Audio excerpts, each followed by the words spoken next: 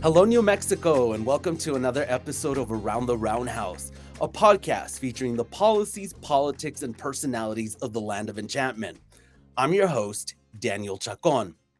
Our guest this week is Patrick Brenner, founder, president, and CEO of the Southwest Public Policy Institute, a New Mexico-based public policy think tank whose mission is to deliver data-driven research, advance government transparency, and safeguard consumer choice across the American Southwest. Prior to launching the Research Institute, Mr. Brenner worked in public relations and marketing before joining the Rio Grande Foundation, another New Mexico-based think tank, as vice president of development, where he oversaw donor engagement and government transparency litigation programs. In addition to being a policy wonk, Mr. Brenner is a father of three, as well as a pilot, avid cyclist, amateur historian, and this one I didn't know, a ballroom dancer and former aquarist, not to mention a lover of bow ties. Mr. Brenner, thank you for being on Around the Roundhouse. Daniel, it's a pleasure as always. How are you?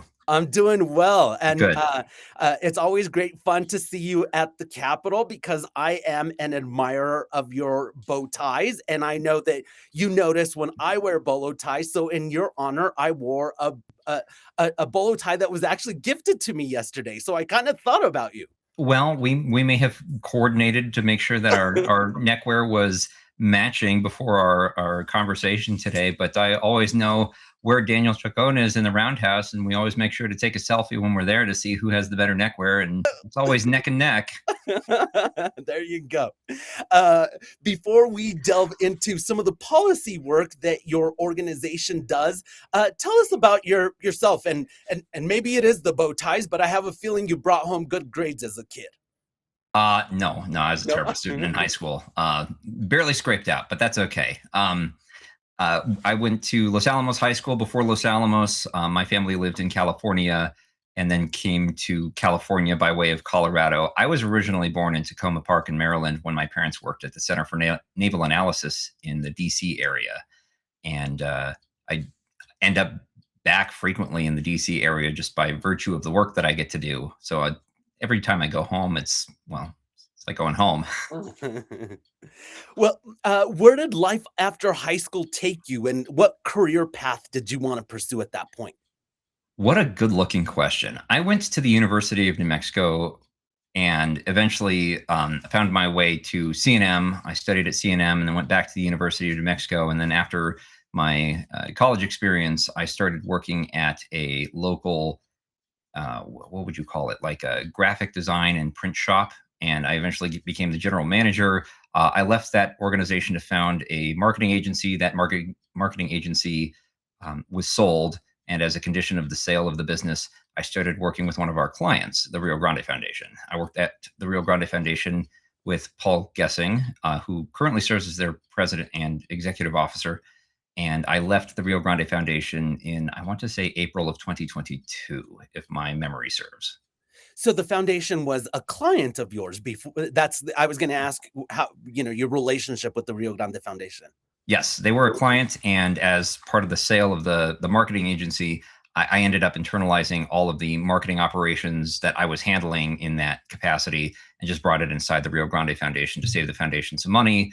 And then I became accustomed to the think tank world, which I had no experience with up until that time. And I really liked the work that we did. And eventually, Paul and I came to a disagreement about a particular issue that the foundation was covering, and I departed from the foundation in 2022 to launch the Southwest Public Policy Institute. And now we write for some of the big, to include the Santa Fe New Mexican still, of course. That's, you guys got me my start. Thank you very much. But now we write for the Washington Post and the Wall Street Journal. Would you be willing to elaborate on what the disagreement, what the issue was that you disagreed with Mr. Gessing? It's no secret. I put my thoughts in writing in the Washington Post that were synonymous with both why I left the Rio Grande Foundation and my critique of the then candidate to lead the Bureau of Land Management, Steve Pierce. And that singular issue was the conversation about election fraud. I have seen no verifiable proof that elections are stolen. And for a free market think tank like the Rio Grande Foundation to be engaging on such an issue was not conducive to the work that we were producing. And I wanted to dial back our engagement on elections to focus more on the free market nature of the Rio Grande Foundation. And that's where we parted ways. Okay. Was it a big leap to start your own think tank, and was it difficult? Yes, it was a terrifying leap. I don't know if you knew this, but when I was working at the Rio Grande Foundation, I still had hair. So you can only imagine how stressful it is to go out on your own and take a stab at trying to start your own outfit. And we made it past what's called the Valley of Death, which is the first 3 years of operation.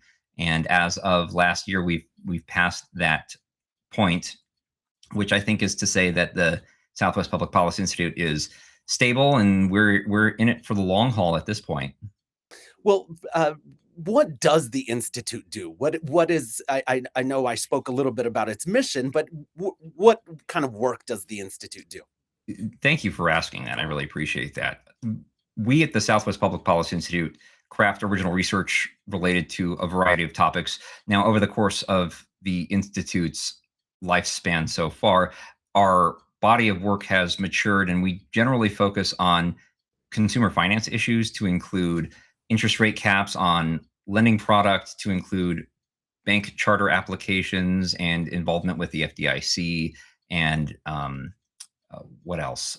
We've dabbled in now the National Association of Insurance Commissioners, which is the non-governmental regulatory body that regulates insurance product within the states through a delegation principle that we believe is violative of the state constitutions. Embedded in these constitutions are a prohibition on delegating authority that should have preempted the situation that we're experiencing today with the National Association of Insurance Commissioners. But that original research, whether it's a study that analyzes raw data sets, or whether it's by virtue of the institute or its members, to include me, or employees, emulating the consumer experience, we emulate the experience, we conduct the research, we compile that research into what's called white papers, we publish the white papers, and then from those white papers, we draft op-eds, we conduct media interviews, we do media appearances. I have testified in probably a dozen states at this point, advocating for or against particular bills, highlighting our experience. And that those groundbreaking studies that I mentioned using the consumer emulation model are what really gave us our start. May I ask how you pick what policy issue you want to work on? Google News alerts. But do folks reach out to you and say, "Hey, Patrick, you should do some research on this particular topic"? We have a large number of subscribers to our newsletter, and I can't catch everything. So when we have a subscriber suggest to me, "Hey, Patrick, there's this issue that is looking ripe for your engagement," I can't help but start to engage.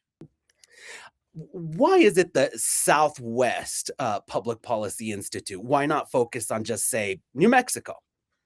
Because the work that we do within New Mexico is sort of it's a micro laboratory, if you will. And the work that we do at the Institute now has the capability of influencing national legislative battles, and our voice is now carried across some of the most important bylines in the American political space. And I think I may have mentioned this: the Wall Street Journal, the Washington Post. It's not just restricted to just New Mexico, but in naming the Institute, I wanted to call attention to our founding location, which is my home here in New Mexico. And based on your website, it looks like you might have offices in Arizona and elsewhere. Yes, we have an office in Arizona. We have an office in the state of Texas. I was actually just in Austin earlier this week with my very good friend, Senator Craig Brandt from New Mexico. advocating for New Mexico policies that can better both our state, but then also hopefully we can export some good policies from New Mexico. There are some good policies from New Mexico that we'd like to see exported, and that was a really interesting engagement that Senator Brandt and I had while we were at this conference in Austin. What is a good policy in New Mexico that you all would think could be effective elsewhere? That great question, and I'm so glad that you asked it. And I have zero hesitation about calling attention to the Inspection of Public Records Act, which I know you as a journalist appreciate, but the fee shifting provision associated with the Inspection of Public Records Act and how friendly it is to requesters helps enable the work that we do at the Southwest Public Policy Institute. And that public records law that exists in New Mexico is so requester friendly and it doesn't exist in any other state. I mean, if you go look at the Texas equivalent of the Freedom of Information Act, every state has a state analog of the Freedom of Information Act. If you analyze Texas, it's really quite an atrocious transparency bill. And I think New Mexico, and I'm not the only one who will attest to this, but I think New Mexico has the gold standard for public records access across the country. As you may be aware, there is a task force that's looking at our records law right now. Are you concerned about what they might come out with? Deeply. I have been concerned about the legislative body gutting the Public Records Act and the Inspection of Public Records Act for several years. And I think it's something that is best left alone. It does a really good job of providing constituents an opportunity to inspect how their government conducts its business. And that is something that is so crucial to the democracy that we thrive in the United States today. One of the issues that your organization has looked at is the opioid settlement funds in New Mexico, correct? Yes. We did recently, as you are also aware, a series of stories on opioid settlement funds. What did your research find? We found that there's a considerable amount of funds associated with these opioid settlements, and in that vein, what happens is there's a settlement agreement. A huge amount of money is being funneled to New Mexico to help New Mexico governments abate the opioid crisis. Mm. And what we've found is that New Mexico's approach to abating the opioid crisis, how these funds are being tracked and expended, has left a lot to be desired. I think that New Mexico is almost paralyzed to spend the money because there are so many restrictions on how we can spend the money. But then at the same time, the state of New Mexico included zero transparency obligations in its own settlement agreement with the opioid manufacturers, that there's no way for constituents like you or I to be able to track how the state is spending that money to abate the crisis. And there are horror stories from across the country about tens of thousands of dollars being used to buy buses or toy robots, which is not really a good expenditure of these dollars to abate the crisis. And New Mexico has, I don't want to say it's been hamstrung, but I'm failing to come up with another word for it. Well, let's use your research on opioid settlement funds as an example of what your organization does. So once you do research on a topic like that, what you for example write op-eds, or do you work with lawmakers to try to change policy in New Mexico? Absolutely. And not just in New Mexico, but across the country. So our original research, typically the flow of that research is it goes into the research stage. One example of something that we've done recently is we analyzed some of the New Mexico insurance code. We found reference to the National Association of Insurance Commissioners, the delegation problem associated with using a non-governmental nonprofit as a regulatory entity. But then within the insurance code itself, New Mexico's own insurance code right now, today, what is today? August 13th, 2026, still requires insurance companies to submit annual reports to the National Association of Insurance Commissioners on diskette. Which are diskettes? Which was a reference to floppy disks of the 90s. That insurance code was compiled in 1997. It was recompiled in 2001, and I really don't think anybody's looked at it since. Can you give us a preview of some big policy issues that you'll be tackling next? I know you kind of alluded to some of them earlier. That is one of them. We're working right now on some research. We just published a white paper earlier this week called Application Pending, taking a look at bank charters, in incorporating the issue of national charters and how non-depository institutions are seeking to acquire banks that already have a national charter. And this is a problem with mergers and acquisitions. This is a problem with banking charters. This is a problem with the politicization of the charter application process and the regulatory bodies that are responsible for overseeing the charter approval process. There are a couple of banks outstanding right now that have pending applications. One of them is called Opportunity Financial, and Opportunity Financial is seeking to acquire a national charter. We just published the study, Application Pending. I have a couple of op-eds out in the public sphere right now. I had something run at The Hill, which is a DC paper, and then I had something else run with Real Clear Markets, which is a right of center free market syndication service. And then that's with the banking charters. We've seen an incredible decrease in local bank branches ever since the 2008 financial crisis. I think, if I don't have my notes in front of me, but either close to, if not in excess of, 5,000 bank branches have disappeared over the last 2 decades. And that is creating what's called a banking desert. And one such solution to the problem is being able to streamline the charter application process so that we can introduce more banks into the United States, from the community banks to the nationally chartered banks. It's a problem, and banking deserts are very real, especially in a incredibly rural state like the state of New Mexico. All I could think about as you were mentioning that is the town of Estancia. I've gone out there a number of times, and you talk to folks, and that's a big issue for them. There's ATMs, right? ATMs are a problem. I mean, the only ATMs that are available out there, I'm speaking off the cuff here, so if there is a bank branch out there that I'm not aware of, I sincerely apologize. But I haven't seen a bank out there. And for a non-bank consumer to take advantage of a non-bank ATM, there's an additional cost associated with that. Whereas if they had an account at a local bank that had a local branch, they could access those ATMs free of charge. And that's not the case. And it just adds an additional burden to New Mexicans living in those rural communities that need cash from their accounts. Again, akin to the banking desert problem that we identified earlier. Patrick, you're going to have to forgive me, but now that we were talking about banks, it reminded me of a question that I wanted to ask you, and that is, where do think tanks like yours get their money, and do you compete against the Rio Grande Foundation for the same pot of money or pots of money? That's a fair question. Fair question. We do get a lot of donations from New Mexicans. We are funded in part by very generous philanthropic contributions from wealthy individuals here in New Mexico that have the capacity to support our efforts. We're also funded by a number of small dollar donations that don't even equal $100 on a regular basis. As far as whether or not we compete with other organizations, there's a limited money pool. Yes, I sort of compete with Mr. Guessing and the Rio Grande Foundation. I also compete with Fred Nathan at Think New Mexico.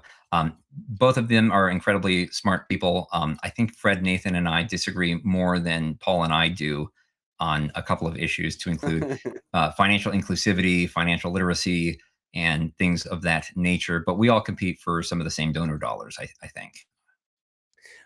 Let me ask, do you agree, or are you and Mr. Nathan on the same boat as it relates to payday lending interest rate caps?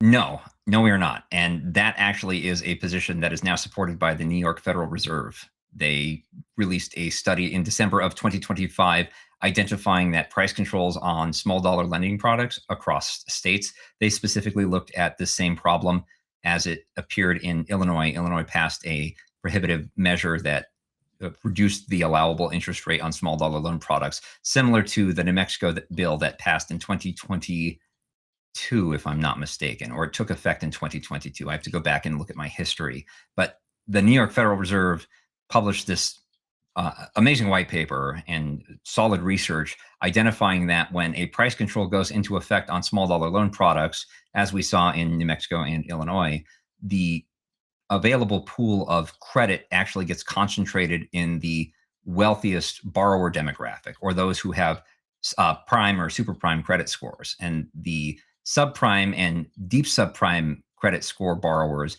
end up not being able to access credit at all. So you see this concentration of the available supply of credit trend upward, which is a serious problem, and again contributes to that banking desert phenomena that the good portion of the rural Americans are experiencing today. But on the flip side, wouldn't you agree that some folks were getting themselves into a really deep hole that they just couldn't climb out of with some of these high interest rates? I think that is sometimes the case, certainly, but when organizations are able to compete for the same pool of, well, in our case, donors, or in the case of financial services borrowers, you actually see when there are more participants in the marketplace, costs go down, quality of product goes up, and consumers tend to be happier when they're enabled to make decisions in terms of choosing the best product for them. So while the Rio Grande Foundation, Think New Mexico, and the Southwest Public Policy Institute all compete for the same donor dollars, we offer some similar products. I know that Think New Mexico publishes white papers. I know that the Rio Grande Foundation publishes white papers. We publish white papers. When an organization is competing for a limited pool of potential buyers, if you will, of a product, it encourages those marketplace participants, the providers of those products, to increase the quality of those products and to ensure that the consumption of that product is as streamlined and efficient and high quality as possible. And I think the same goes for, this is just a well-known free market principle, that the same goes for whatever industry subset exists. So in the borrowing space or the lending space, the more credit products that can be brought to market, the lower the cost of those credit products are going to be, and the happier consumers are at the end of the day. Well, let's switch to another topic that's kind of been bubbling up in the news here lately, and that is Republicans have called for eliminating the state income tax. What's your take on that? And would New Mexico have to cut or perhaps scale back services if that was done? That is a incredibly complex problem for which there are just as many answers and solutions to the problem. New Mexico remains one of the more impoverished states in the union, and I think it goes without saying that encouraging governmental entities to put more dollars back in the hands of the constituents isn't a bad thing. However, how do you replace that? And I had a really interesting conversation with Senator Brandt while we were in Austin, Texas. I asked him, why does New Mexico have a gross receipts tax versus a generalized sales tax? Because of the compounding nature of the gross receipts tax, what happens is at every level of production, an additional tax is applied to the product, which compounds the tax burden associated with any manufactured good or provided service in the state of New Mexico. And the origin story of why New Mexico has a gross receipts tax and doesn't reform its gross receipts tax to a generalized sales tax that would limit costs to the end user is that without the gross receipts tax, the state of New Mexico could not tax the federal government for operating the national labs that we have here in the state of New Mexico that provide so many jobs. In addition to providing so many jobs, there's a substantial portion of tax revenue that's generated. And the only reason that we're able to maintain that collection of tax revenue from these national laboratories is by virtue of the gross receipts tax, which facilitates that taxation. Do you think this proposal will go anywhere? I mean, they don't necessarily have the number. Is one seat in the House and one seat in the Senate away from a super minority? They don't have the votes, and I've seen zero impetus from the Democratic caucus for pushing forward such an initiative. Now, we've floated the idea before of the possibility of an oil and gas refund rebate on an annual basis. So any excess funds that end up in the sovereign wealth fund of the state of New Mexico, dividend checks get sent back to constituents. And there's one other state that it has a well-run program, and it's the state of Alaska. They do the same thing with their oil and gas rebate checks. And it's a phenomenal program, and it puts cash, like cold hard cash, back in the hands of the constituents, which when constituents have access to more money, there's more spending, there's more economic activity, and better economic activity, greater economic activity benefits everybody. More businesses, more choice. We talked about choice already on the call. I'm a huge proponent of free market principles, and the more choice that we can bring to constituents, the better. And constituents having access to more money, more of their own money back too, that would benefit New Mexico's economy. Another big story happening in New Mexico is the governor's race. In your view, who would make a better governor for New Mexico, Deb Haaland or Greg Hall? Well, I can't endorse candidates, but I can tell you who I think has a better shot. Tell me. I don't think Greg Hall stands a chance. I'm sorry. And we can trace back some of that history. It's not Greg's fault per se. I've been a vocal critic of former Congressman Steve Pierce, who is now heading the Bureau of Land Management. In the Washington Post in November of last year, I was heavily critical of Steve Pierce's operations of the Republican Party of New Mexico, and they're not really an effective party anymore. We are fielding less candidates. These candidates have access to, I'm sorry, I don't know why I said we either. I'm not a Republican anymore. You know that, right? Yes. Okay. No, I left the Republican Party in 2022 after the election fraud stuff. I couldn't participate in that political party anymore after it seemed the whole party was endorsing the principle that elections are stolen. But in my critique of Steve Pierce, we just looked at his track record. And if he was going to run the Bureau of Land Management just as effectively as he ran the Republican Party of New Mexico, BLM was in for a world of hurt. And so do you think that just the operation of the Republican Party and its, the inner turmoil that they're dealing with, will that hurt Greg Hall in the end? What operations? That says it all. Do you need any more? Is that enough of a soundbite for you? Patrick, before I let you go, I got to ask you again. I had no idea that you were a ballroom dancer. How did you get involved in that? And do you see any parallels between ballroom dancing and policy work? Parallels, absolutely. I've never even thought about it that way before. I took ballroom dance throughout my entire high school experience. I was on the ballroom dance team up in Los Alamos, and we did some competitions throughout my 4 years up there. This was quick step, foxtrot, waltz, and it is a skill that I never regret having acquired. In fact, I have the pleasure of being able to go back to our nation's capital once a year in February for a organization that puts on an annual Viennese waltz ball. It is the Intercollegiate Studies Institute, and they put this event on, and everybody dances the Viennese waltz from I think 8 p.m. until like 1 or 2 o'clock in the morning, and everybody wears white tie and they go Viennese waltz around the dance floor, and it's phenomenal. Before we go though, I wanted to make a comment about housing affordability and some of the alternatives that we're seeing crop up, if that's okay. Yes, please. Perfect. So the Institute fully supports research into the fields of how do we address the housing affordability crisis. We've postulated the theory that 30-year mortgages are actually inflating the underlying cost of homes. And there's a subsidized argument to be made that subsidized long-term debt instruments like 30-year mortgages, which are not seen anywhere else in the world and are a unique American instrument, are actually making it harder for Americans to be able to afford homes, because cheap credit doesn't necessarily create cheaper underlying products. And the only way to keep credit in the 30-year mortgage space as cheap as it is to subsidize it.